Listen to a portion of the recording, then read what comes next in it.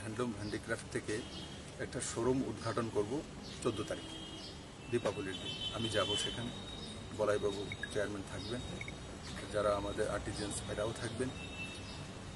আমরা অনেক দিন থেকেই যে আমাদের মাতাবাড়ি স্পিরিচুয়াল ট্যুরিজম, আজকে করোনার কারণে হলে অ্যাভারেজ 10,000 ফুটফল হয়, সেটা একসময় 1,000-1,500 ছিল 2018।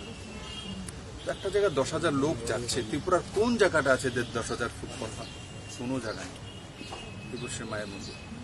তো আমরা যখন তিরুপতিতে যাই বা আমরা যখন বৈষ্ণোদেবী যাই, তো সেখানে দেখবেন কোনো রিক্সা বা কোনো কিছু ব্যবস্থা রয়েছে, প্রসাদ নেওয়ার জন্য তার আলাদা আলাদা তরিকা আছে। এখানে নেই।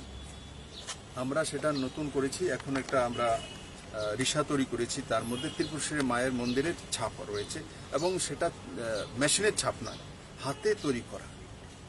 ও সেটা মানে একটা তৈরি করতে 1 মাস সময় লাগে, এত কষ্ট করে তৈরি করেছে। ও সেটা ত্রিপুরেশ্বরী মায়ের মন্দিরের সামনে যে স্টল থাকবে বা আমাদের পার্মানেন্ট যে শোরুম হবে তার মধ্যে রাখা হবে। তো মায়ের দর্শন করার সময়, যাওয়ার সময় তো সেটা গলায় নামাবনের মতো রেখে যাওয়া, এটা ত্রিপুরাতে ট্রেডিশনাল ছিল না। তো সেটা আমরা স্টার্ট করব। যেমন আমরা তিরুপতিতে যাই, তখন তো আমরা সেভাবে চাদরটা উড়ে নেই, সবাই যে যায়। তো ত্রিপুরা তো যে ত্রিপুরেশ্বরী মায়ের মন্দির দর্শনের জন্য যাবে, তো দর্শন করার সময় তখন সেটা উড়ে নেবে। তা থেকে বড় মাত্রা যারা হ্যান্ডিক্রাফট অ্যান্ড হ্যান্ডলুমে কাজ করছে তারা লাভান্বিত হবে।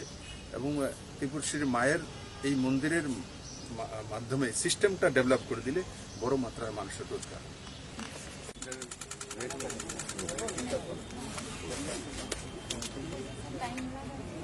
ওয়েজেসটা বেড়ে যায়।